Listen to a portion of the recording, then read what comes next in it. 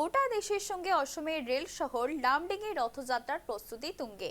স্নানযাত্রার পর নবকলেবরে প্রভু জগন্নাথ, বলরাম এবং সুভদ্রা লামডিংয়ে রথযাত্রার সেই ছবি তুলে ধরলেন আমাদের প্রতিনিধি। সেই ছবি আপনাদের সরাসরি দেখাচ্ছি লামডিং থেকে। অসমের রেল শহর লামডিংয়ে রথযাত্রার প্রস্তুতি, বহু ভক্তের সমাগম হয়েছে লামডিংয়ে।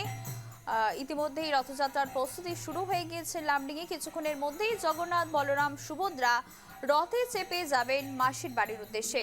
লামডিং থেকে সরাসরি রয়েছে আমাদের প্রতিনিধি ধীরাজ। ধীরাজ, লামডিংয়েও আজ রথযাত্রা, এখন ছবিটা ঠিক কি লামডিং এর?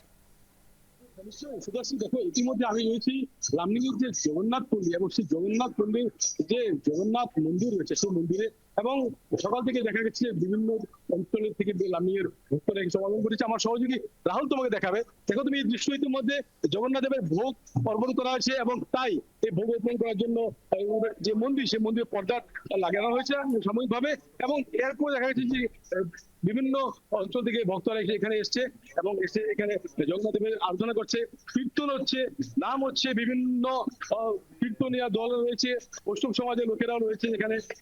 সকাল থেকে এইভাবে লামডিং এর জগন্নাথ মন্দির রয়েছে, সেই জগন্নাথ মন্দিরে দেখা গেছে প্রচুর ভক্তের সমাগম, এবং কিছুক্ষণ পরেই ভোগ নিবেদন করা হয়েছে। ভোগ নিবেদন করার পরে কিন্তু দেখা যাচ্ছে যে জগন্নাথ দেবের যে রথযাত্রা, যে মাসির বাড়ির উদ্দেশ্যে শুরু হবে। আমি প্রথমে আসছি, এখানে রয়েছে উদ্যোক্তা দ্বারা, আপনার কাছে আসছি। এই যে বর্তমান আপনাদের কি মানে প্রস্তুতি, আমি এনকে টিভিতে আমাদের তরফ থেকে অসংখ্য ধন্যবাদ জানাচ্ছি। দ্বিতীয় কথা বলছি, আজকে আমাদের জগন্নাথের রথযাত্রা। তো আমাদের লামডিংবাসী আমরা সবাইকে একটা অনুরোধ করছি, আপনারা আসবেন এই রথযাত্রার জন্য। আমার যে প্রোগ্রামগুলো করেছি, দুপুর 2টা থেকে মহা প্রসাদ দেওয়া হবে। আমরা 3টার সময় রথ বের করে নিয়ে যাবো, নিয়ে গিয়ে লামডিং কালীবাড়ি সেখানে রাখবো, দেখে তারপর পরিক্রমে বেরোবে জগন্নাথ, এবং আরো রয়েছে আপনার কাছে কত বছর পুরনো এই বছর এটা 1953 সনে এই মন্দির প্রতিষ্ঠিত হয়েছে, এবং সে প্রতিষ্ঠা বার্ষিকী থেকে আজ পর্যন্ত এই মন্দিরের ঐতিহ্য সারা আসাম বা ভারতবর্ষের বিভিন্ন প্রান্তে।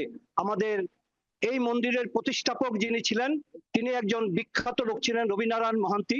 উনার প্রচন্ড প্রচেষ্টায় এই মন্দির প্রতিষ্ঠিত হয়েছে, যার জন্য লামডিংবাসী উনাকে সব সময় মনে রাখবে।